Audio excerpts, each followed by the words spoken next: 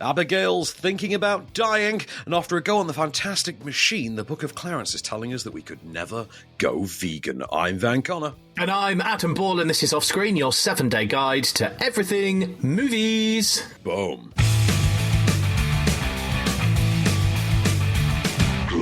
Hello and welcome back to Offscreen. We have a plethora of brand new movies to talk about this week that Van has already seen. We're going to look at Abigail. We're going to look at I Could Never Go Vegan, which I think is just a brilliant title for a movie. No, I couldn't. I absolutely couldn't. But we're going to start with another movie that's actually got quite an interesting title. Sometimes I Think About Dying. Now, this isn't a documentary, is it? No, it's not a documentary about like assisted suicide. If that's what you're getting at, like Swiss set documentary about. No, this is new indie dramedy. I would say from writer director Rachel Lambert, who really is kind of known for this kind of thing in that anyone really knows her. She's not exactly a household name. She has had a few kind of mentions on the festival scene here and there, but they do tend to be the sort of very twee indie style dramedy. This stars Daisy Ridley of the Star Wars sequel trilogy. Like she's Rey. Yes. Yeah, I know now. Yes. Who you just don't really see in other things. Like she's had stars, but she doesn't really appear in other things as yet. The star's not really been made. She is Fran. Fran is a 20-something sort of office drone type, but she's also a complete oddball. She keeps to herself. She's really isolationist, and then one day she gets a new co-worker who, in and of himself, is kind of socially awkward, but in a sort of different, more outgoing way. And they form this unlikely kind of chemistry that evolves into a friendship and with the possibility of something deeper and more like an intimate relationship. And it is about how this starts to cause her world to sort of crumble inwards, but also how she's so resolute that she just can't have it any other way. Have a listen to this clip. This is Daisy Ridley bringing the orcs in Sometimes I Think About Dying. We call this our coffee. No espresso. You're funny. Do you have plans tonight? So did you like the movie? I didn't really like anything about that movie. What do you like? My job. What about it? I'm good at it. Tell me something about you. Got divorced. I guess I can't seem to figure it out. Figure one out. Love. Considering if one should die or if one should. You're secretly good at a lot of things. You just don't let anyone know. Do you think this is the kind of movie that would make any outcasts of life, including myself here, because I took a briefcase to school, feel better about themselves? I could see that. It's one of those. I love a good, slightly left of field, oddball indie dramedy. That's my kind of thing. One of my fave movies of all time is The Skeleton Twins with Bill Hader and Kristen Wiig, which is about a pair of siblings who themselves are kind of self-imposed outcasts. But I found a lot more relatability in something like that than I did this. This feels really functional at times. There's a lot of charm going for it. The essential performances from Daisy Ridley and I'm going to have to check his name. It's Dave Maherji as I think it's as Robert, the co-worker. The chemistry there is really palpable, and they are kind of twee and charming and engaging as characters. But the more it goes on, the more this sort of feels like a AI-generated pastiche of itself in a way, like, give me a boilerplate insert film type here, and this is kind of what you'd get. Like, it's very sub other things, and like I think immediately like the Skeleton Twins and even things like Garden State to a degree. And it's obvious that there are these influences lifted wholesale here, there, and everywhere. But this is it's kind of the sum of its parts and nothing more. But those parts are really good. Like I say, tight direction as well, and a wonderful sense of visualization for the fantasy side of Daisy Ridley's character, like envisioning like massive world-ending events and things like that. It works quite well. It's a distinct-looking film, and it has a really sort of quirky animated sensibility to it, but really kind of a macabre, almost Tim Burton tinged animated sensibility to it. I really liked it. Yeah, I'm glad you said that, because obviously I always have the trailers on loop kind of while we're chatting, actually, and I thought that from what I could see, I couldn't hear anything, but from what I could see, it had that sort of Tim Burton-esque look about it, 100%. Yeah. Like if you'd made this like 20 years ago, 9 times out of 10 it would have starred Christina Ricci, like that kind of a version of this film. Like you can absolutely see it existing. And it is somewhat sort of removed from time in a sense as well. Like it is a sort of, like, it feels like it could have taken place at any time in the past 30s. It's one of those wonderfully disembodied films. You know, like in a sense, like we used to get a lot in the heyday of like Tarantino era in the 90s, where really that could have been set in any Tarantino movie, for instance, could be set in any decade. This has that otherworldly embodiment where it could be any decade. It could just as easily be now as it is, 1995, for instance. But I say I really liked it. It's not a crowd pleaser. And it's a little bit too functional for its own good, but I did like it. It did charm me and win me over, even though I came away thinking, this is the, conveyor line assembled version of this, like far and away. You haven't mentioned its length yet, and that's normally a bad sign with you, because that normally means it was too long. So I'm assuming you weren't watching your watch throughout this. No, I think this was a tight time. This is like 90 minutes plus credits, which perfect. is the perfect amount of time for a movie like this, lest it sort of, overstay its welcome. I'm looking at you like Driveway Dolls, which I think was shorter than this and somehow felt twice as long. But you know what I mean? Like one of those, like you're right, this had a good run time and absolutely paced perfectly for the time that you spend with these characters, I think. But like I say, you're just not particularly going to see anything new, save for, Daisy Ridley's not bad at this kind of thing. I'd watch more of this. Well, it's out in cinemas from today. Sometimes I think about dying. All right, we got 2 movies to talk about next. Fantastic Machine and I Could Never Go Vegan. We'll see what Van thought in just a second. Stay there.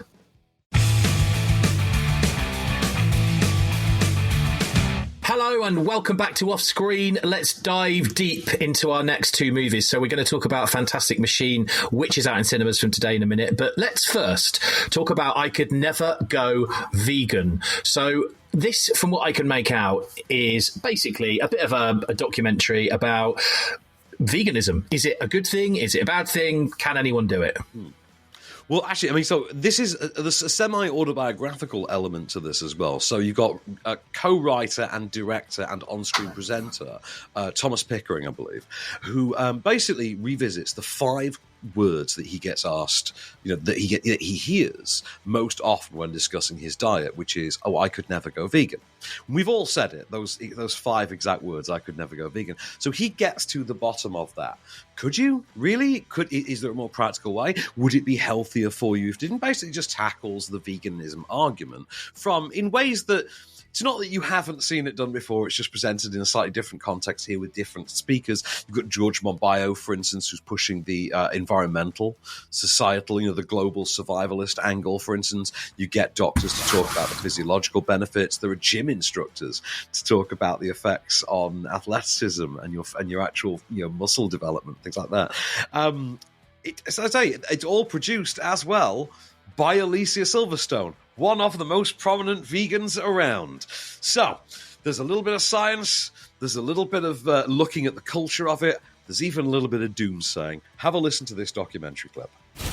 In meat-eating cultures around the world, people learn to classify a small handful of animals as edible. Issues to do with the use of other animals, the use of women's bodies. Most people have this one-dimensional view of veganism as people who eat salads all day, which is totally wrong. Food has now overtaken other risk factors as being the biggest thing that drives chronic disease in the Western world. Rather than getting healthier, we're actually getting sicker. 1 in 5 people die because of an unhealthy diet. The dairy industry has convinced us that bone health is all about calcium and calcium is all about milk.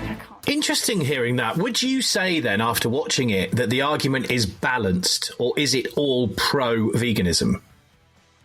I mean, it is a decidedly pro-vegan documentary, but it is, a sort of, PR piece, really, for the veganism cause, in a strange way, in that way that it's just saying, look, we're just going to put these facts out here for you and let you decide. It's not really that preachy, despite the fact that it's got Elisa Silverstone's name tapped on the end.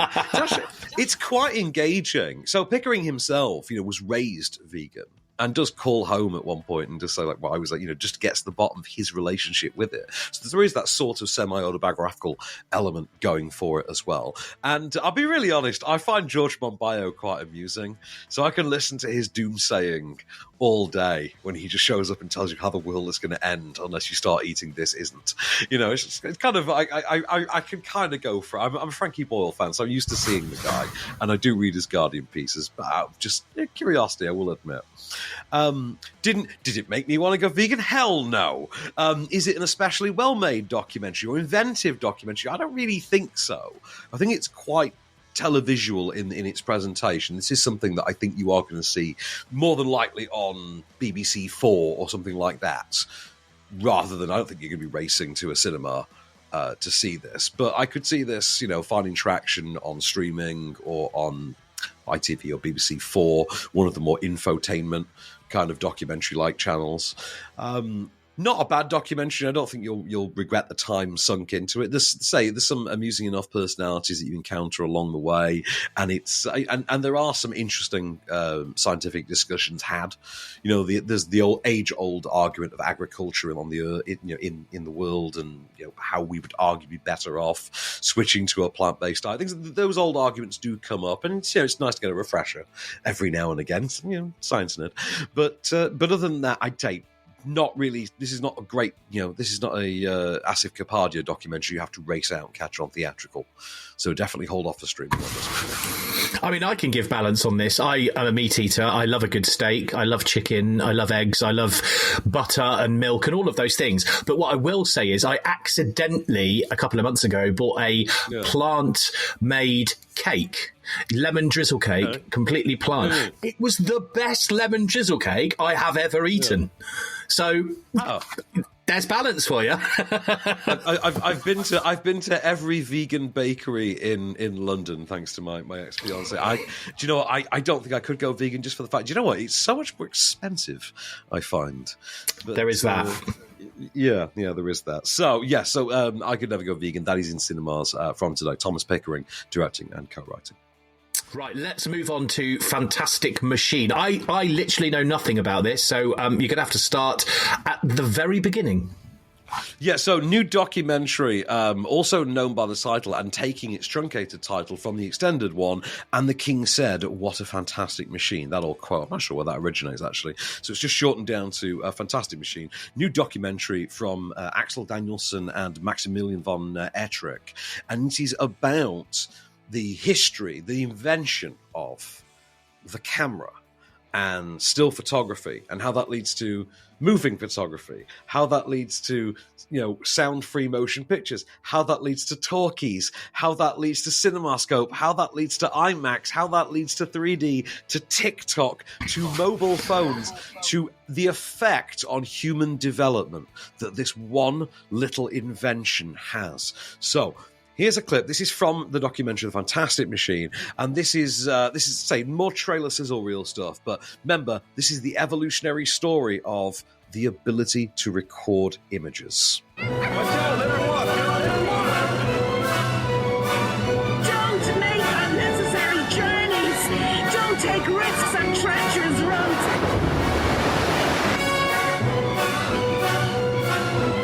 I mean, that's what entertainment's supposed to do. It's supposed to make you forget your miserable life.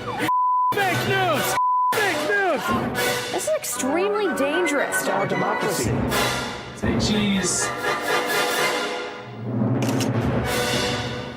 Wow. I mean, this is something I would be really keen to watch. And I just read the statistic that there are 45 billion cameras worldwide. And if I'm honest, I think most of them are on the back of my phone. Probably that. There are some horrifying stats that you get in this. Like we look at 100 million images a day as a species, and we upload X number of million photos every single day, and wow. it is horrifying. But say it takes a while to get even there, because it does go from the dawn of photography. From the original, the original invention of the camera, all the way through to the first theatrical exhibition of the train pulls into the station, which audiences famously ran terrified from the image of the train pulling towards the screen, which is just one of the great moments of, scientific evolution. But, then you get through the talkies and into Hollywood and into epics, and the idea, for instance, of theatrical exhibition, how that came about as a sort of natural byproduct of the technology, and then became almost its primary usage. And then how this gave way to, the 80s and, television, focus on television, for instance, and then phones and TikTok. And yeah, I really enjoyed it. It does have that, again, I think this is something you're either going to see as part of an exhibition, as maybe a theatrical exhibition on the technology and the evolution of the camera, or something like that, part of a moving arts exhibition, but certainly not a cinematic go out and pay money and buy the ticket to see this on a Saturday night with a big bucket of popcorn kind of ticket. Definitely not. But really fascinating, and I had a whale of a time, because I'm a nerd about the history of film, so it kind of worked for me. Well, if you want to go and see it, Fantastic Machine is in cinemas from today. Right, still to come, the Book of Clarence. Clarence? It's Clarence, isn't it? Yeah, Clarence. Yeah, I thought so. The Book of Clarence, and next we'll look at Abigail, which is also out in cinemas today. We'll see what Van thought next. Stay there.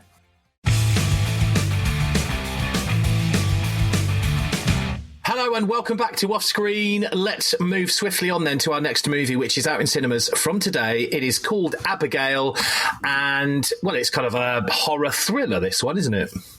Yeah, yes, actually, it's a real throwback one. I'll get to it. It's the new movie from the two guys who gave us, and initially broke out with Ready or Not. A few years ago, Samara Weaving, where she was the bride being hunted in the mansion. I think they're called Tyler Gillett and Matt Bettinelli-Olpin are the name of the duo. They then went on to take over, I think it was Scream 6 and 7, or 5 and 6. They took over the Scream series in two of the more recent chapters, having broken across from Ready or Not. And they're quite interesting up-and-comers on the sort of schlock studio horror scene. This reunites them with Melissa Barrera, who was the star of the Scream series at that point, and rather controversially recently was effectively fired from the role over her political views regarding Gaza. There's been a bit of an outcry about it. So this is about a group of criminals. It's set in the present day, a group of like Tarantino-esque From Dusk Till Dawn level criminals who are hired. Each one works anonymously. They are hired for a crew and tasked with abducting a little girl who they're going to hold for ransom from her father. They abduct the girl as they are told to. They abscond with her to a safe house, which is an isolated house in the middle of nowhere, only to discover all is not quite as it seems. Before I go further into the concept with you, though, I will play you the clip from this. Who's the girl? You don't need to know her name. I don't care about her name. Whose kid is she? A very wealthy man who's about to be $50 million poorer. Look, you're safe here. And to be completely certain that you can't be tracked, I'm going to collect your cell phones. Nobody's tracking me. I'm not taking any chances. Give them over. In the bag. One second, I just gotta send this real quick. Thank you. Okay. So, I was expecting it to be a bit more tense and some jumpies and all that. Like, please tell me there are some. Right, so this does have a reveal that if you've seen any of the marketing, they've kind of given the game away on. But to be fair, it would be comparable to trying to market something like From Dusk Till Dawn nowadays without giving away what From Dusk Till Dawn becomes. So this obviously has then more of a straight horror movie element, more of a slasher movie element on top of it. Now, of the main crew, you've got to say Melissa Barrera is kind of the audience POV character, the one we focus on the most. But aside from her, you've got Dan Stevens in there as well. Catherine Newton, you could hear in the clip, she from Blockers, Ant-Man's daughter in Quantumania. Now she's the kind of tech, millennial Gen Z tech kind of character that they have. Kevin Durand from The Strain is a member of the team as well. Angus Cloud, William Catler. They're quite a fun bunch, and they are very much written in that sort of John Carpenter-like way. This is going for late 90s, early 2000s. Stephen Summers, John Carpenter schlock. And I'm here for it. And then in the middle of it all is the young actress, Alicia Weir, who starred in the musical of Matilda recently, who stars as Abigail and gets to do really different sides of this character. It's a very fun performance. Hats off to her. I didn't even connect that she was the same actress. She's really fun in this. It's gory, it's over the top, it is very cheap and cheerful, schlocky, as it's mostly set in one house again, which is kind of what they did with Ready Player One. You know how it was like, it's one like stately home. Like confined location, keeps the cost down kind of thing. You've got a lot of that, to be honest, but it still it doesn't limit them from delivering a really effective, quite confined and tense vampiric thriller. But let's say, expect something more akin to John Carpenter than Wes Craven with this one, but even then adjusted for the cultural inflation of having gone through the late 90s, like Deep Rising and something like that. Definitely. I had a lot of fun with it, though. I will say there's some good moments in this. Is it a low-budget movie then, or does it just come across that way? I think it just comes across that way. It's quite a mid... It kind of has the feel of quite a mid-budget movie. In the same way that no one's looking at... It looks about the same scale, for instance, as Ready or Not, to be honest. Kind of about that kind of scale. No one's looking at Ready or Not or this, I think, and thinking that cost more than, say, 25 million. Maybe 40 at a push if you adjust for certain inflation. Maybe 40 million, but no one's paying more than that for this. And it works for something. If you're a fan of... Because I think we've gone away from having, confined one-off studio chillers. I don't feel like we're going to get Abigail 2. I don't feel like this has been envisioned for Abigail 2 in the same. But then again, I don't think Orphan, which was a comparable kind of thing, I don't think Orphan was planned with Orphan Part 2 in mind either. And that's, to be fair, at least some goofy fun. I like this, though, and at least it's got, a good old-fashioned, video store-friendly tone and aesthetic to it. It's not afraid to be drenched in gore either. It's definitely earned hard 18, I will say as well. Have you got the trailer playing in the background? You see just the amount of gore that's... Yeah. There is a bit of gore. I wouldn't say I've seen loads of gore, though, to be fair. No. But then it depends what they put in the trailer. But it does look it looks quite dark and dingy. Yeah, it is. It's all about atmosphere. But I really like about the Alicia Weir performance as well. There's something kind of, in that way that we had with Megan last year, for instance, there's sort of an instantly iconic element to her, in that there's the ballerina shtick. Because she's a little girl who is a ballerina. She's in the outfit, and you can see on the poster, I think, they advertise it with her and the little ballerina tutu wrapped around the screen. There's an element with that makes her extra creepy. Really. I just saw some of that gore you were talking about where she's wearing the ballerina dress. Yeah, I get you now. I get you. It's carrying on. Yeah, I mean, I would probably enjoy that.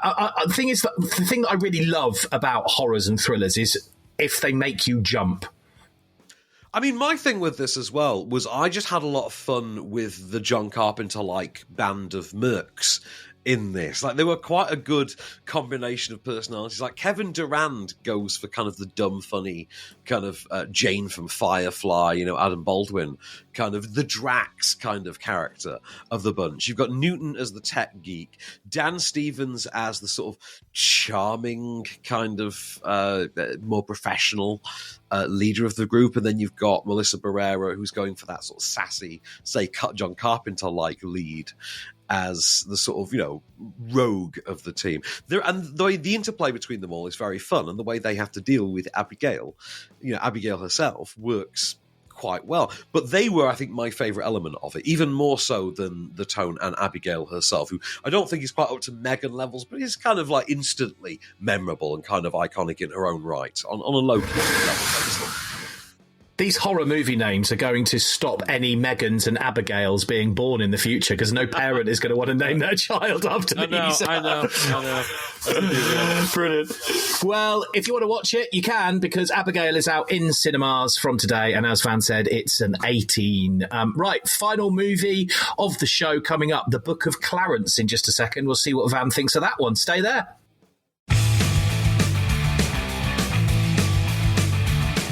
Hello and welcome back to Off Screen. For one last ride, then, we are going to look at the Book of Clarence. So, the trailer for this, the cinematography looks beautiful in this. Yes, as well it should, for reasons we will get to, sir. For reasons we will absolutely get to. So, have you sussed what the film is? Because I know you watched the trailers in the background without sound. So I'm curious. Can you tell what the movie is yet? No, I can't really. It's just a lot of hot, sunshiny places and sort of Egyptian tunnels and that kind of stuff, hieroglyphics. So think of this as a nearly all black cast or primarily black cast version of Monty Python's Life of Brian.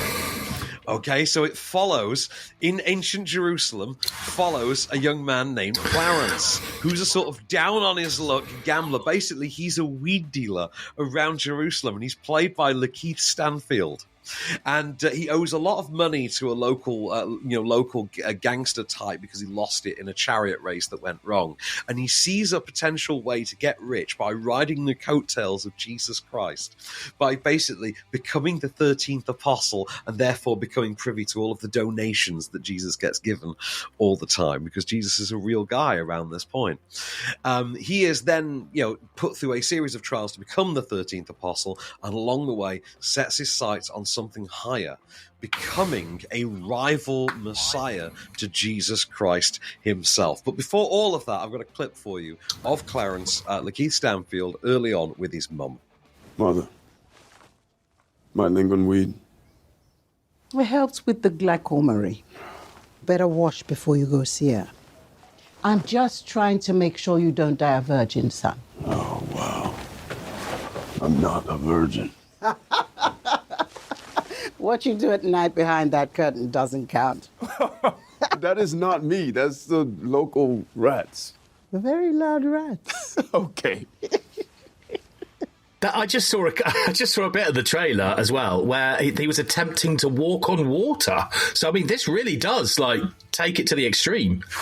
It really does. And I'm shocked that this hasn't been a bigger deal, this movie, because the ambition behind it is really admirable, because it doesn't look like a cheap movie. They've really gone all out with the setting, with the cinematography of it. Now, this is brought to us by writer-director James Samuel, who has worked with Jay-Z a bunch, has worked in fashion and music videos, things like that, and also directed The Harder They Fall for Netflix a couple of years ago. You've also got cinematography from Rob Hardy in there as well. And Rob Hardy is like cinematography royalty at this point, and worked recently on Civil War with Alex Garland. He's kind of one of Alex Garland's go-to guys. I think he worked on Annihilation as well. So it really looks the part as well. And Lakeith Stanfield is always... I think we undervalue how fun Lakeith Stanfield can be. I'm kind of in on that shtick. He delivers this really well. And if I have a complaint about it, I think it's over long, because it goes on. It's 2 hours and 9 minutes long.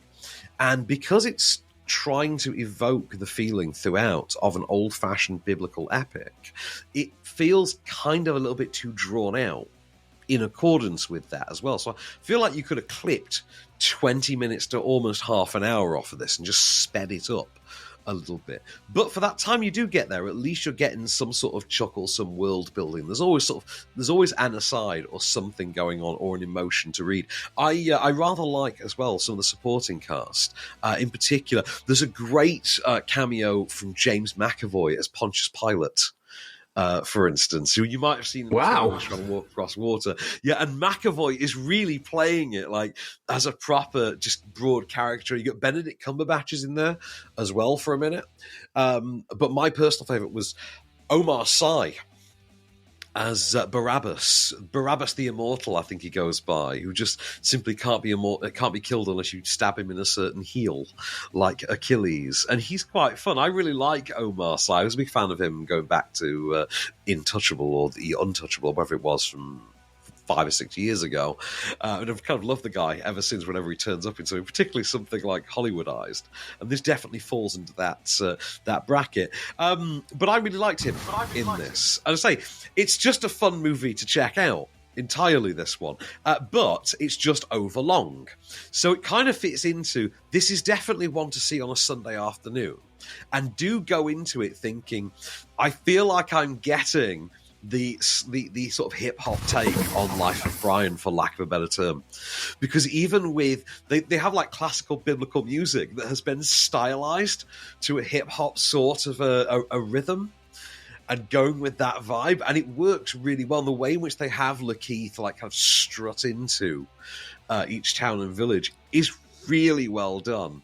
R.J. Cyler, it's nice to see R.J. Cyler in a decent scale role again as well. He's most recent, I think, known to most people for the Power Rangers movie a few years ago, the gritty reboot of the Power Rangers movie. Oh, yes. Yeah. He was Billy in that, and I think also Me and Earl and the Dying Girl. But he's in this as Clarence's sort of best mate / cousin. Fun movie, but overlong, I will say. And I think its ambition overreaches its welcome, let's say. If you know what I mean, in that way. But I did like it, very slick, and certainly looked the part. Yeah, I would agree on that. Obviously, I've not seen the movie, but I've seen the trailer, and I absolutely agree. I think that it looks like there's been millions thrown at this. Not always the sign of a good movie, but it helps. So, the Book of Clarence, out in cinemas from today. If you want to check it out yourself, I've got to ask you, as I always do at the end, what your movie of the week is. My guess will be the Book of Clarence, but you might surprise me. I think, to be honest, I would say Book of Clarence because it was something really amusing and different. But you know what? Abigail is a perfectly fun 3-star throwback. And I think if you're just looking for a good time at the movies this weekend, like, go and see that. And if you're the kind of person that likes Deep Rising or 13 Ghosts or that kind of movie, just a schlock throwaway, 100-minute kind of supernatural thing that's, competently studio made, definitely check out Abigail. But I think if you want something quirky and different, or something like a really good chill Sunday afternoon, Book of Clarence, you'll have some laughs, and it's something quite unique and almost Coen Brothers-y at times as well. Right, well, there you go. That could be your weekend sorted. Plenty of movies to choose from there that are out from today. Let's take a brief look at next week, what we've got to come. There's Still Tomorrow. That sounds like a James Bond title, doesn't it? Does, doesn't it? A proper nice James Bond in. Ian Fleming's James Bond in. There's Still Tomorrow. There's no tomorrow, won't it, with Bond, doesn't it, like that? But, this is an Italian movie. My producer at Talk TV, my favourite producer, Gabriella Incalza, who's sort of my go-to every time I work with Petri over there. She recommended this to me. Being an Italian lady, she got to see an early screening of this, and she got really enthusiastic with me. I'm like, wow, okay, you've sold this to me so hard that I feel obligated I have to see this. So I'm really looking forward to seeing There's Still Tomorrow next week. We've got the animated, I think it's an Australian animated movie, Scary Girl. One word with Scary Girl. All right. Yeah, I know it's got Sam Neill's voice talent in there as well. We've got the supernatural African American adventure movie, The American Society of Magical Negroes, next week to look forward to as well. I think that's basically looks like a sort of Harry Potter with a largely black cast kind of setup. One that I'm really looking forward to next week is Boy Kills World with Bill Skarsgård, in which it's basically John Wick with a deaf guy who hears the voice of H. John Benjamin. I cannot wait. I am so excited. Oh, yes. Yeah, absolutely dying to see this. This is going to be great, I hope. Ordinary Angels, which is a faith-based movie starring, I think it's Hilary Swank, which is okay, and then Alan Ritchson, aka Reacher, and I think it's about like the community rallying around this like widower guy who's trying to save his dying child. Like I say, faith-based movie, so get hankies at the ready for that one. I should make one of these that didn't star like Jim Caviezel. And last but certainly by no means least is Zendaya. heating up the tennis court next week in Challengers alongside Josh O'Connor and Mike Faust. So Luca Guadagnino's Challengers, which I have seen, and it's filthy, is next week. Look forward to that. Wow, yeah, plenty of movies to look forward to hearing about next week. Well, that is, of course, all we've got time for this week on Off Screen. We will be back next week. Until then, I've been Adam Ball. I've been Van Connor, and we shall return.